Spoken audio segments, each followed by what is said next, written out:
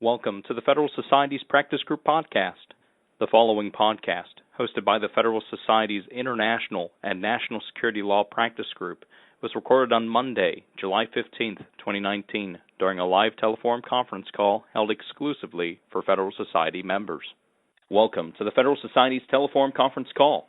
This afternoon's topic is on Venezuela, the road forward.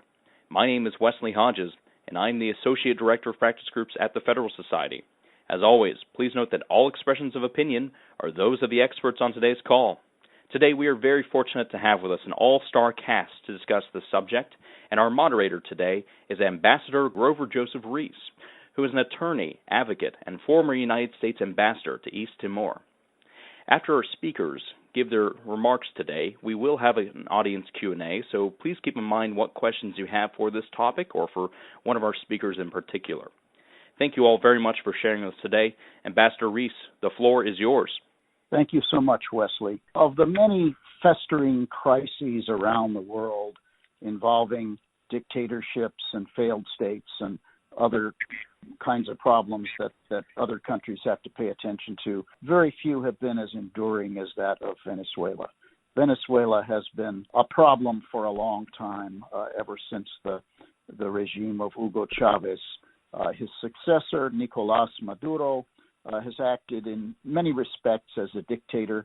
His elections and other elections in Venezuela have been problematic, but until recently, his opposition and nations around the world, including the United States, recognized the legitimacy, the technical legitimacy of the Maduro regime. The 2018 election changed that. There was a general consensus that Maduro had not won the election, and therefore the National Assembly, which was controlled by the opposition, invoked an article of the Venezuelan Constitution that said when the presidency is vacant, the president of the National Assembly becomes the interim president. That president, President Guaido, has now been recognized by the great majority of the countries in the world who've taken a position at all. Been recognized by the Organization of American States, by almost all countries in the Western Hemisphere, the great majority of them, and even by almost all of the countries in the European Union. Predictably, there are a few countries on the other side still supporting the de facto government of Nicolas Maduro. They include China, Russia, Cuba, and a couple of others like Syria, Bolivia, Iran, the ones that you would expect. But those are important countries, and they've got positions on the Security Council, so Maduro still sits in the United Nations. The economy is a disaster. There are links to organized crime. The UN Office of the High Commissioner of Human Rights recently reported that the Maduro regime has engaged in thousands and thousands of extrajudicial killings and then covered them up. This really is a crisis, but the question is, what do we do about it? Suggested solutions range from strategic patience, which was generally the policy of the Obama administration, to outside military intervention. We have three expert panelists, experts in more ways than one. Rodrigo Diamante is the president of an organization called Un Mundo Sin Mordaza, that is, a world without censorship. He is a Venezuelan. He was based in Venezuela until 2015, when he was detained by the government and had to escape from the country. The second panelist is Colonel Jose Gustavo Arocha, who dissident military officer who was arrested and held for 8 months in detention by the government, during which time he was tortured. He also managed to escape in 2015. He's now based in the United States. And the third panelist is Ambassador Roger Noriega, who has served both as U.S. Ambassador to the Organization of American States and also as Assistant Secretary of State for the Western Hemisphere, and has been dealing with Venezuela for a long time. I'm going to turn it over to our panelists, beginning with Rodrigo Diamante. Thank you, Ambassador Reese. For me, it's an honor, and thank you for taking the time to talk about what is happening in Venezuela. You already mentioned this fight for democracy and freedom have taken more than we ever thought, and now we not only have to deal with a dictatorship, but we also have to deal with a humanitarian emergency, refugee crisis, crimes against humanity, drug trafficking. Too many problems at the same time for just one country and for the opposition in Venezuela. They have to deal with all of this and try to survive at the same time. So I've been fighting for human rights since I was 18. Now I'm almost 36. So it's 18 years since Chavez arrived to power that we knew that we were going to the wrong direction, but we never could even imagine that we could have arrived to this level of destruction of a nation. We're talking about the richest nation in South America that had been transformed in the poorest nation in the continent, and with the economical contraction never seen before, not even after World War II in Germany.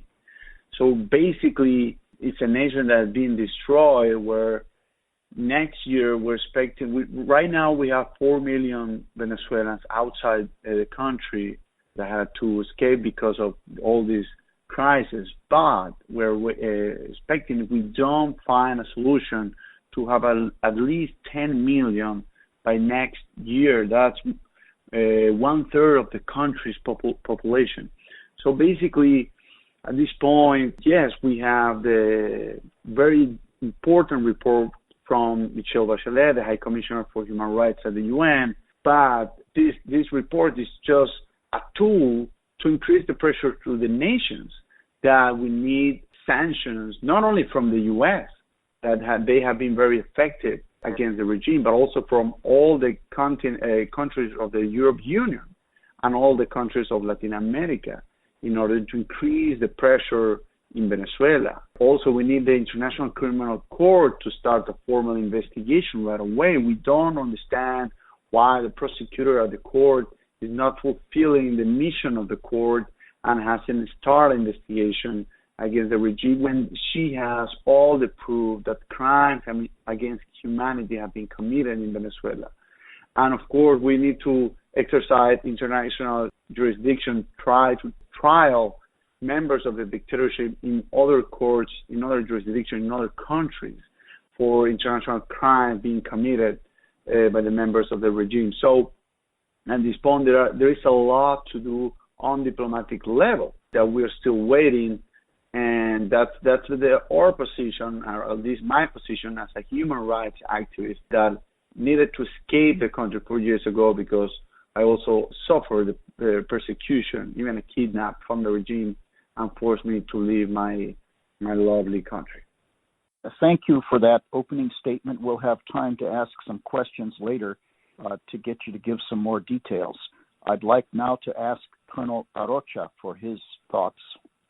Thank you, Ambassador. Venezuela is living its darkest hours. The humanitarian apocalypse has hit more than 4 million people, and several hundred have been unjustly, unlawfully detained and tortured in my country. I am one of those Venezuelans. I am a torture survivor, and thank God that the United States gave me an opportunity to live free. However, when I'm here talking, there are still almost 1,000 other Venezuelan political prisoners currently being tortured and even murdered for the only crime of dreaming of a free country. What is happening in Venezuela is the result of an evil process. Indeed, when I was 16 years old, I met Mayor Hugo Chavez giving a speech to the freshman class of the military cadets. He was already building his cast of rock military officers who served their own ideals and interests rather than those of Venezuela.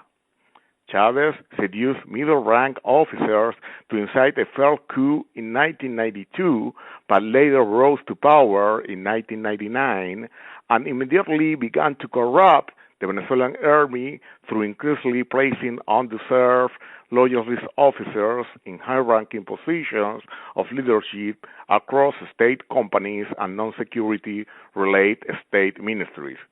At this moment, I realized that the destruction of Venezuela could be the Chavez's biggest legacy. In July 2002, In the wake of the failed coup, I was the commander of the senior cadets at the military academy in Caracas. I saw high-ranking military officers participating in partisan activities, labeling dissidents as enemies, and even confronting civilians with force. At the same time, Chavez started to corrupt and criminalize the Venezuelan military by connecting some to the FARC and other criminal actors involved in drug trafficking, illegal mining, extortion, and kidnapping, all under military protection. Chavez was motivated and inspired by the other revolutions around the world. His Bolivarian revolution was always meant to link to anti-American revolutions, namely in Iran. When I was working in Cabin from 2005 to 2008, which is the Venezuelan military industry, Chavez closed the door to the United States and opened up military and security cooperation with the two aces of evil, namely Cuba, China, Russia, and Iran, not only as investor in Venezuela's energy and mining sectors, but also the principal suppliers of lethal military aid as well as cybersecurity, all to help his pursuit of total popular and social control of the country. For example, Russia sold around $12 billion in arms to Venezuela. China sold about $1 billion in weaponry and loaned $63 million in total, to include 3 spy satellites.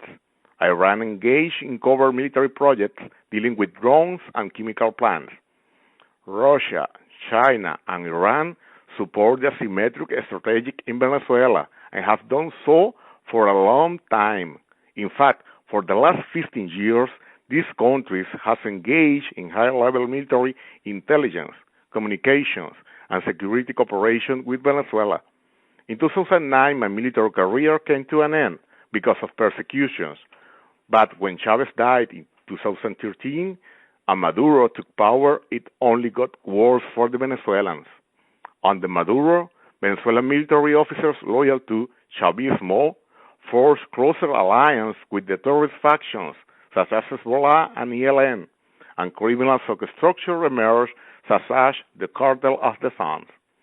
Combined, these illicit actors control upwards of the 7% of the territory and resources. These illicit activities have enriched high-ranking officers in the military, trickle down corruption among the lower rank, and create a de facto parallel state where systematic and well-documented environmental and human rights abuses occur with the regime's complacency. The current crisis in Venezuela goes beyond the result of an inept or inefficient government. The current crisis goes beyond just a criminal regime. The Bolivarian revolution is meant to be utilized as a proxy conflict to forcibly displace millions of refugees to challenge the sovereignty of the neighboring states. The Bolivarian revolution is a tool of asymmetric warfare. But the military cannot solve this challenge due to all the reasons I said before, and because they are constantly and continuously monitored by the external and extraregional actors. There has been several years of house cleaning and repression of the Venezuelan military to the point that actually the Bolivarian Armed Force of Venezuela are part of the problem and not the solution. The military is a broken institution in my country. Those who will solve the crisis in Venezuela must understand that the country is kidnapped by extraregional actors, namely Russia, Iran, China, and recently Turkey. This global power has decided that the destruction of many will benefit the few, and that the proxy war in Venezuela is necessary to defeat the United States and the Western world. Venezuela cannot solve this problem alone. Thank you, Colonel Arocha. And Ambassador Noriega. Great. Thank you very much, Ambassador Reese, for hosting this, and I thank my fellow panelists for laying a very good ground framework for the discussion.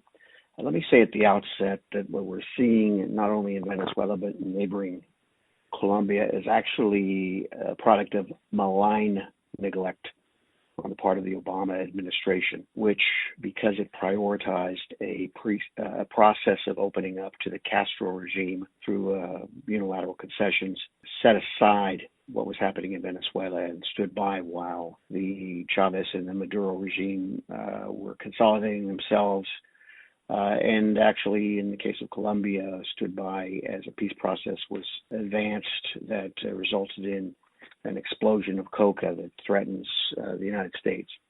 And let me just say that while we are all very interested in and committed to the human rights implications of what's happening in Venezuela, as well as the refugee crisis, this is important to the United States precisely because, as was said, it's an asymmetrical challenge to U.S. security.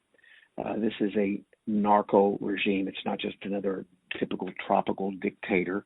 It's a narco regime. Maduro's family being directly involved in narco trafficking, former Speaker of the House, the same, former Minister of Interior also involved, state governors, virtually all of the generals involved, not only in the traditional forms of corruption, but being directly involved in moving cocaine and illicit gold through Venezuelan territory to other markets. And this is set against the backdrop of corruption where they've eluded about $500 billion in revenue from the Venezuelan state. This is a regime that is armed by Russia, financed by China, micromanaged by Cuba, and exploited by transnational organized crime, by Iran, by Hezbollah, and Colombian guerrillas. It is not just a question of saving Venezuela and restoring democracy and human rights. This is about heading off a humanitarian disaster and confronting this transnational organized threat, which is abetted by our principal rivals or enemies, Russia and China and Cuba. And if we don't get ahead of the curve on this, it's going to swamp Colombia, an important economic and security partner in South America. It will continue the disintegration of institutions and stability in Central America, and sowing more disruption, more displacement of people that drives that threat that's right at our border in terms of a wave of illegal immigration, and will undermine security in Mexico. So this is really an important question for us. What's our policy up to now? It's essentially we're meeting this asymmetrical threat with conventional diplomacy. If tweets were hellfire missiles, this struggle would be over. President Trump identified Venezuela as a threat very early on and told his senior advisors he wanted to see a change. Unfortunately, when he said all options are on the table, the U.S. diplomats essentially backed off that. When they let off that pressure, it enticed the Russians to double down. The Chinese, who were ready to walk away from Maduro, essentially, came back in, reversed themselves, doubled down, and joined the Chinese. Joined the Russians. And for Cuba, this is an existential struggle, and they cannot afford to lose it. And they micromanage the affairs of Venezuela, running the internal security apparatus and really driving a lot of the political decisions within the regime. So that's what we're confronting. And that policy that we have of backing a constitutional solution around the interim president, Juan Guaido, I don't think is really up to the task, because the opposition itself is weak and it's discredited. It has a history of capitulation. We backed our policy up with targeted sanctions at individuals, and I think that's been a very sound strategy or tactic. And we've increased it by choking off oil revenue. Again, Treasury Department is driving this through the OFAC process, targeting sanctions at entities and individuals that are directly involved in the criminality. But I believe that the diplomacy has not been up to snuff. On April 30th, the State Department backed a power-sharing arrangement which would have left narco generals and the vast majority of the regime in place to cohabitate with a weak figurehead of the interim president, Juan Guaido. That's just not sufficient. I'll talk a little bit about where we are now, and I think what options are on the table for us. But with that initial comment, I'll stop. Thank you so much, Ambassador. Your last sentence is provocative and is, I think, where we ought to go now. Everybody admits that this is a disaster. And it's not just conservatives in the United States and conservatives in Venezuela who feel that way. It's just about everybody in Latin America. It's the Organization of American States. It's almost everybody in the European Union. It's Michelle Bachelet, the former left-wing president of Chile, who's now the UN High Commissioner for Human Rights. Everybody admits it's a disaster. Everybody admits it needs a solution.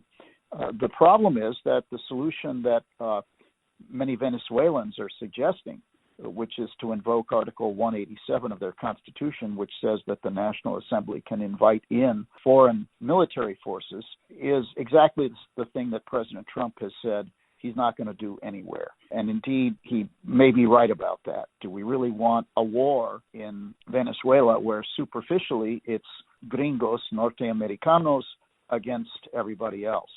And if we're not going to do that, and of course we'd end up fighting Cubans and maybe fighting Russians and Chinese in that situation. If we can't do that, what can we do that we haven't done? And I would like to ask Ambassador Noriega, but also the other panelists. Okay, well, I'll be to the point so the others have an opportunity to comment. I agree with Senator Scott. Incidentally, there's a bipartisan consensus in Washington that Maduro has to go. He's illegitimate and he has to go. The principal Democratic leaders of the House and Senate have joined Republicans in saying that very thing. What Senator Scott has said is that we need to be prepared to use some sort of military pressure to get them out of there, to displace that regime. They are not going to voluntarily give up power, least of all through elections. And so they're looking at buying time. And what we have to calculate is, what are the costs of doing nothing? We have an international coalition essentially that's defined by what it's not willing to do to deal with the crisis. And so I think we need to look at real partners, coalition of willing nations that are willing to identify the Maduro regime as a criminal regime that has no legitimacy and that has to be removed. I think we can sharpen the point on this by indicting principal leaders of that regime. Already, I would say one of the troika in the Venezuelan leadership, Tarek el-Assami, has been indicted in U.S. courts. Some of the cronies of the regime who have absconded with billions of dollars and keep that for the regime leaders have also been indicted or will be soon. But I think that we need to target the Maduro family, Diosdado Cabello, another leader of the regime. We need to indict these people, and we need to put rewards, substantial, multi-million-dollar rewards for their arrest or capture. And we need to work with leaders of other countries to identify Venezuelan patriots who are willing to fight for their country. Yes, we need to press the interim government to ask for a multinational coalition. It's really unconscionable that the current interim president of Venezuela has refused to do that. Why? Because the Americans are not comfortable with the use of force. He has an obligation in light of the humanitarian disaster that his people are confronting to do that. Request that multinational force and then have the international community hash out what it's willing to do. Also, that interim government needs to say to the leaders that they're prepared to pay for the multinational intervention. They have $4 billion frozen right now. This is an oil-rich country with recovered assets. Every country that participates in a multinational coalition to displace this regime should be reimbursed for the expenses that they incur. I think it needs to be led by Venezuelan patriots who want to carry that fight to the regime. We need to provide training and resources for them to do so, or we're going to end up with another Syria right in our hemisphere, with the impact right at our border. Thank you, Ambassador. I'd like to ask the other two panelists to respond, but in particular, since you're both Venezuelans, how would the Venezuelan military react to the kind of multilateral effort that Ambassador Noriega has discussed? There was talk a few months ago that senior military leaders who were Chavistas were thinking about defecting, were thinking about compromising in some way. Would that happen, or would this harden the opposition? Well, we have to remember that some of the threats of the Chavismo, they are looking to keep their criminal networks. Indeed, most of them are like Hugo Carvajal is a known drug trafficking dealer, keeping. So I don't believe that the Chavismo is looking for really restore democracy in Venezuela. They are looking to restore or keep their networks. But I think that the military, especially the junior officers, who is going to have future in the new government, they are willing to help and be helped by any coalition after, as Ambassador Noriega said, that after they have to be patriots to recover democracy in Venezuela, and after that it's necessary a coalition in order to deal with some threats like Hezbollah, ELN, FARC, because the military right now is totally broken and it's not possible to handle this threat by themselves. Senor Diamante? Well, I'm not a military expert. I'm more as a human rights activist. But I think we, as I mentioned before, we should go first to the diplomatic process or actions that we haven't done. I think that discussion should come after that. I think after all members of, I agree with Ambassador Noriega that these members of the dictatorship should be indicted at the U.S. For their relationship with narcotraffic. All of them should be also prosecuted in other and tried in other countries using international conventions like Palermo and other tools that the international justice system already has that we haven't used. We should put pressure on the court to not only start the formal investigation, but to also send a arrest order against the members of the dictatorship.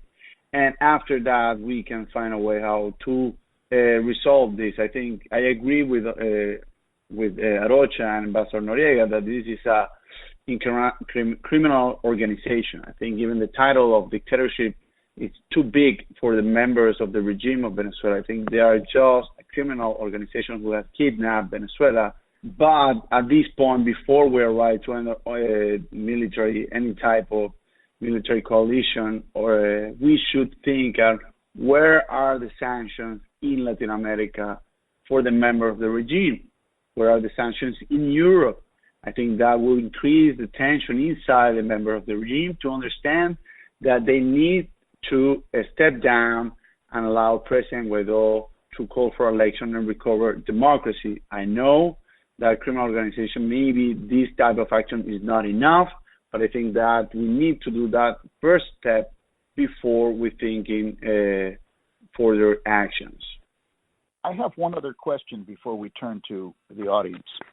If there were a multilateral military effort, of course, the regime and its allies would portray it as an American effort, even if it were led primarily by others, even if it were a coalition of the genuinely willing. What would the Venezuelan people feel about that? Would they say what we thought the Iraqi people would say? Would they be baking cakes for the liberation forces, or would there be a nationalist backlash in support of the regime, support that it doesn't have now? And secondly, what would Russia, China, and Cuba do? So I think that there will not be so people are completely suffering right now in Venezuela. Last year, the average Venezuelan lost 11 kilos. I don't know how much is that in pounds, but it's a lot. And because there's no food, there's no water, there's no electricity. So I think people are despair and they want a solution. And there's a lot of pressure for that. So I think the biggest enemy will not be the Venezuelans that need support right now. I think we should take care more about Cuba, as you said, or Russia or China at this point, and consider, any type of response from them. Also, other members of guerrilla members that have their claws in Venezuela. But definitely, anything, I think it will be less costly than just leaving things how they are. As Ambassador Noriega also said, I think we are very close to not only completely lose Venezuela, but also this can make us lose Colombia, who already had as a former guerrilla that run for president, maybe could win the next 4 years And that's when you will have a problem, because you will have a completely Venezuela, under control of a criminal group. But then you will have again all the producers of cocaine in Colombia who will be doing business with the government in Colombia and Venezuela at the same time. So basically, if we think that the problem is as big as Venezuela, I think that's the wrong point to see it. I think this could be the problem, the tumor, the cancer that is right now in Venezuela can make metastases and go and affect Colombia, who's already affected by 1.5 million Venezuela that has leave the country and live there and are collapsing the economy of Colombia. And with this collapse, also Colombia can suffer political change and move forward the radical left and the criminals related to that left. I think it's hard to ask people who is already kidnapped to say, well, do you want freedom? Of course they want to be free. And I think that is hard for Venezuelan people right now. It's living desperation because people, just imagine, people are migrating sometimes without any money, any food, anything. There's a lack of food, lack of medicines. They are dying, and they want to be free. I think they don't care who is going to give the freedom. But the real question, you said that the real question, what about Russia, Cuba, Iran, and all these actors? I think that is the big problem. I think that is the help that the really Venezuela needs, and they need a strong power to say, well, you have to give it out of Venezuela, and that is not possible for the Venezuelan properly. I think that's a very critical point. This is a big power issue, and the United States needs to get much tougher as part of the strategy I'm suggesting, to tell the Russians that we're not going to allow them to sustain a criminal regime in our neighborhood and have a serious situation play out in our hemisphere. We need to tell the Cubans that if the U.S. were to intervene and one American were to be injured at the hands of the Cuban regime, that we will deal with that in Havana.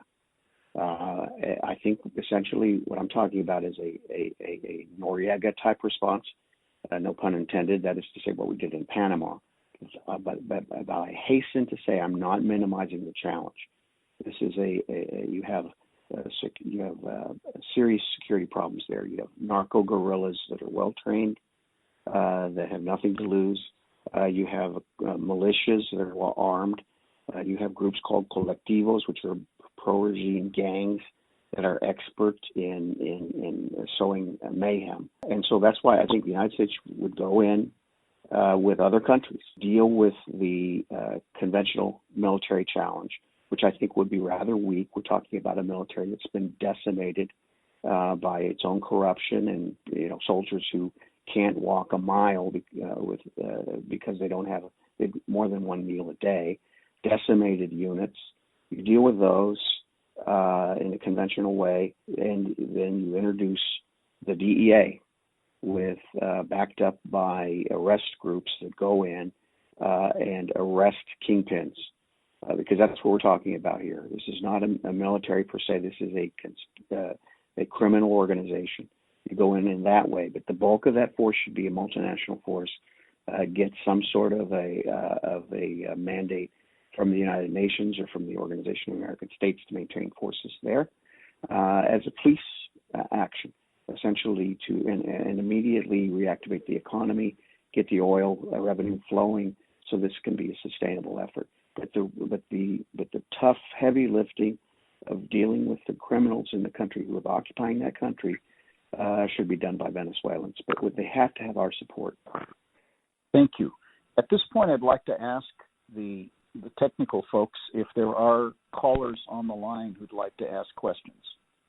Absolutely, Ambassador. Looks like we do have 3 questions in the queue. Caller, you are up. This is Karen Lugo, and first I'd like to thank you all for participating in this very informative discussion. I have a question regarding the other, what you've called proxy powers, but with the fact that Secretary Pompeo had announced that Maduro may be seriously considering stepping down, but that Russia had intervened to stop that impulse, and that China has, in fear of some of their investments and loans being back the way they had expected, actually taken partnerships in some of the oil and support enterprises. With that kind of direct involvement in the country, how important is it that the United States is, I guess we would say, negotiating or putting pressure on the countries of Iran also, but China and Russia directly, as we're involved in other kinds of negotiations with those countries?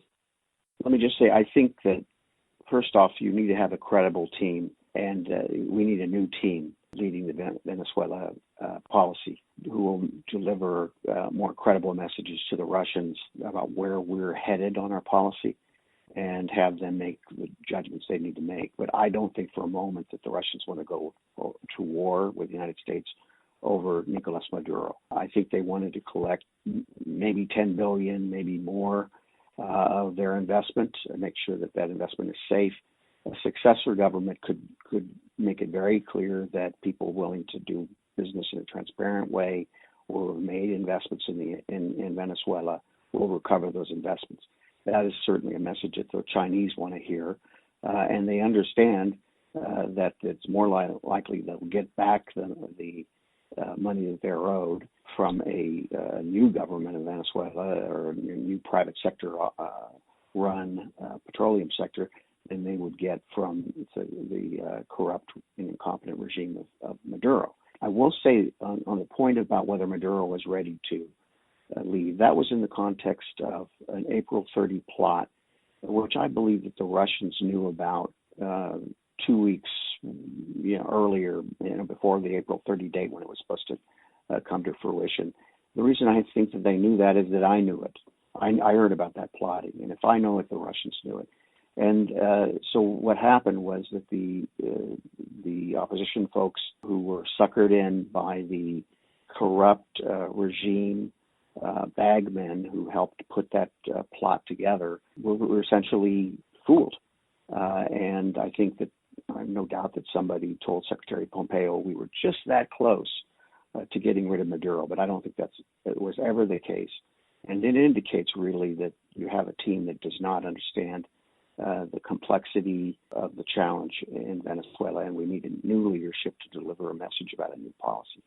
I'd like to ask our Venezuelan panelists, if there were overwhelming force about to happen, would there be senior military defections, or at least enough military defections to change the balance of power inside Venezuela?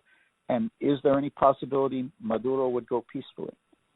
Well, I'm going to explain something about the military in Venezuela. That is a very important question. First of all, the professional military in Venezuela is a broken institution, which means we can see just individuals instead of the corps. A military is function when they act together as a corps. They have a maneuver. There's the companies, battalions, brigades, divisions under leadership, and they have communications, support. That is not happening in Venezuela. Venezuela, you have individuals wearing uniforms. That is a good example of the deflections. You see the deflections by people themselves.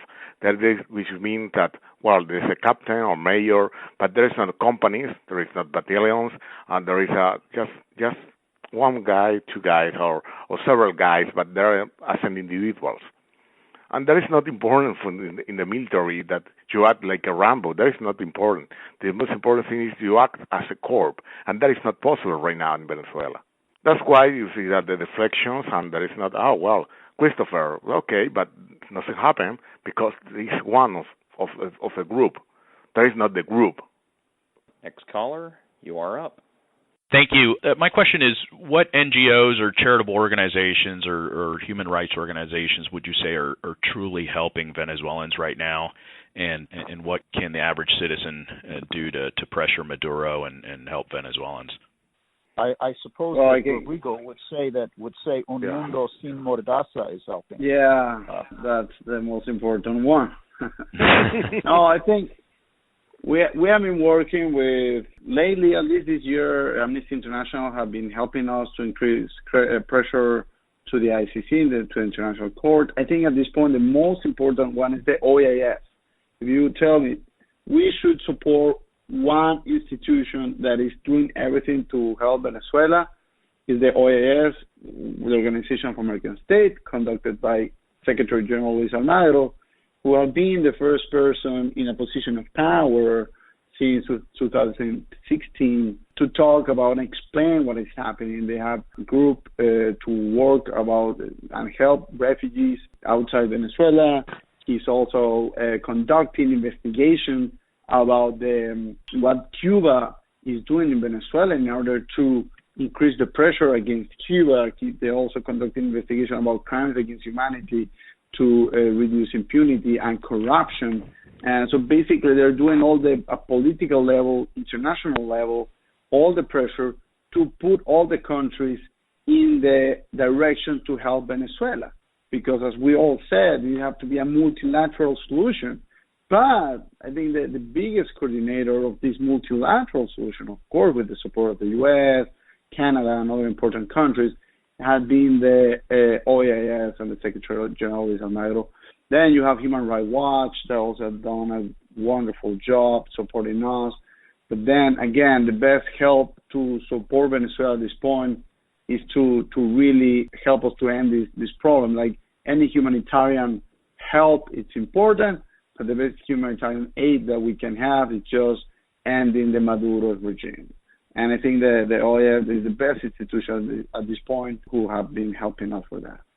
I concur with those comments, and I would say there's another group called Foro Penal, a Venezuelan organization that has chronicled human rights abuses, and which the OAS has used in building its referral to the International Criminal Court against that government. And I think that that would be a really important group, particularly for the Federalist Society, to take a look at because of its commitment to the rule of law as an essential part of restoring democratic institutions.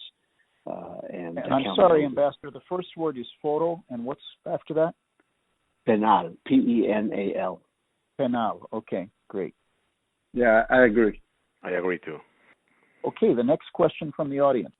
Hi, my name is Gino. I am calling in from Dallas, Texas. Where would each of you predict if or when the U.S. might begin to conduct military operations? Emphasis on if. Would it be Maduro unwilling to stand down? Would talks between the government and opposition break down? Or senior members of opposition being arrested? What do each of you think? I'm going to defer to the Venezuelans first. Oh, well, that is a very tough question.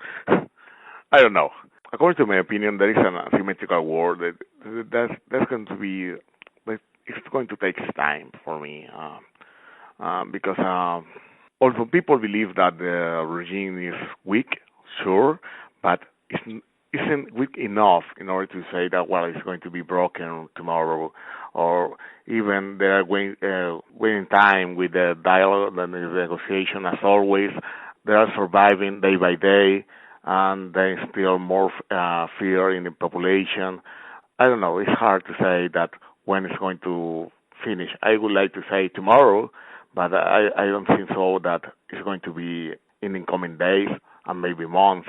I don't know.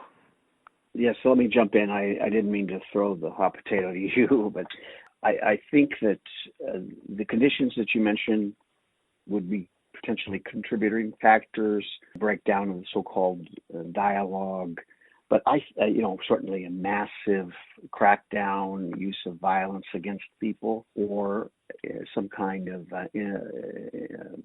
incursion into Colombian territory. By the way, I believe the Colombian government has a casus belli already in terms of the presence of the narco guerrilla groups operating with impunity in Venezuela.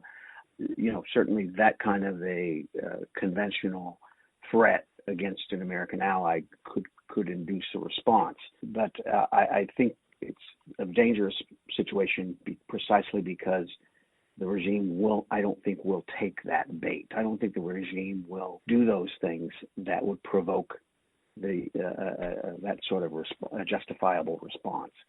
We're going to need to, I think, retool our policy and work to challenge the regime on the ground in Venezuela. I want to jump in with some math to this equation. I think as long as escaping from Venezuela or becoming a refugee is easier than bringing down the dictatorship, people will have to decide to choose to escape. As long as it's easier to put all the political prisoners, all the politicians in prison is easier than bringing down the dictatorship, I think that is what is going to happen to the politician. Without a position and people ready to fight, I don't see a solution inside the country. So again, there have to be something that needs to change that equation that will make more costly for them to do whatever they want. Because so far, just beyond some sanction from the U.S., there is no any penalty for their actions. I remember when they tried to introduce the humanitarian aid some months ago, and we couldn't, and then nothing happened. There was like this meeting of all members of the Latin American continent, and they just condemned what just happened, but there's nothing that will affect directly every time they kill someone, put someone in prison. That equation is working against us, and that's why we're losing power every day.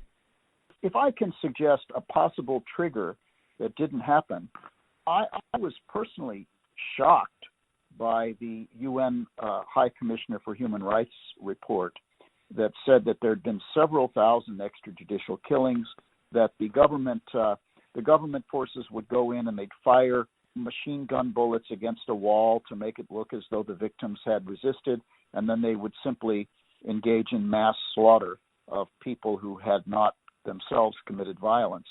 I really thought there was going to be a bigger international reaction to that than there has been. Would there need to be something else like that? Would there need to be another massacre in order to galvanize international forces to do whatever it is they're going to do? I was alluding to, by the way, a situation where there would be a mobilization of people again to challenge the regime, and there would be brutal repression against them in the streets, which would cause some sort of a public revulsion and reaction. Again, I think the regime, with their Cuban handlers, are advising them how to avoid this kind of provocative display of force. They're perfectly content with driving people quietly out of the country. Anybody with any energy leaving the country, abandoning the country. Well, that's what I thought until I saw this report. And of course, it wasn't 4,000 people all killed in one day. It was over a period of time. But apparently, they're not doing it publicly in the streets, but they are engaging in massive extrajudicial killing as well as torture. And the report goes into detail: electric shock, sexual violence against women, those kinds of things. Anybody have another further reaction on the questioner's question or my follow-up?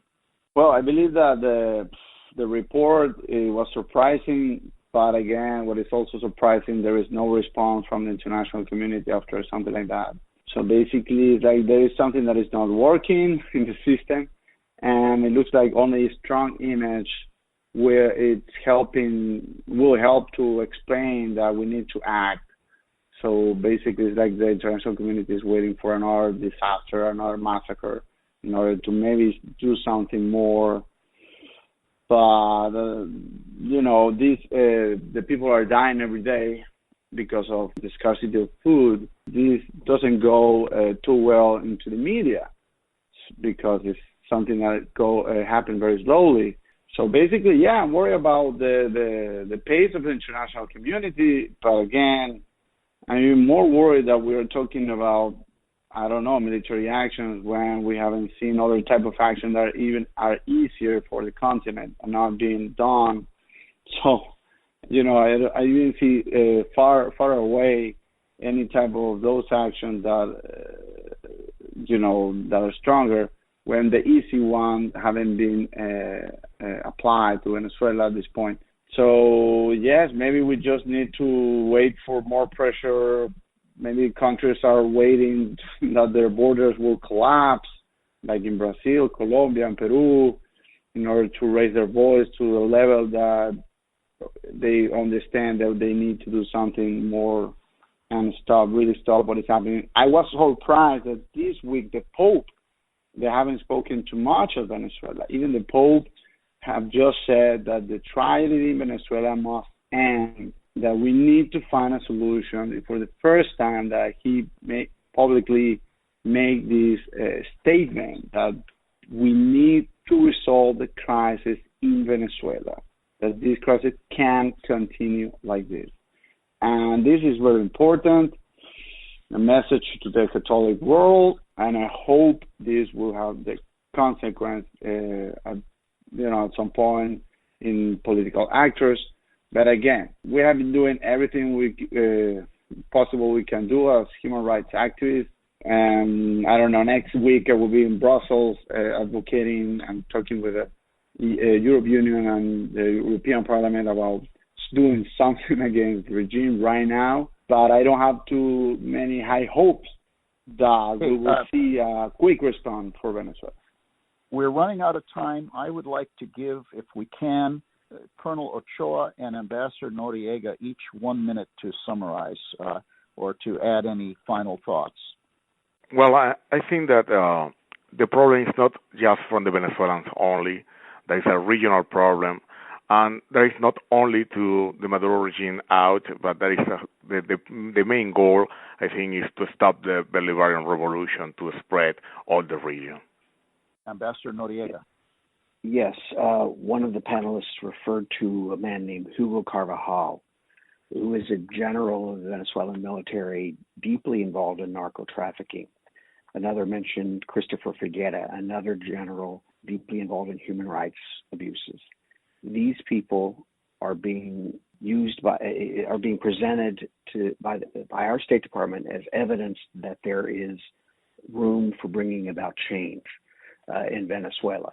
If these people are supposed to represent change, we're in very serious trouble. I will say one final point on negotiations that are going on right now. We don't know who's leading these negotiations on the part of our side, whatever side that is. There are no clear red lines. There are no clear objectives.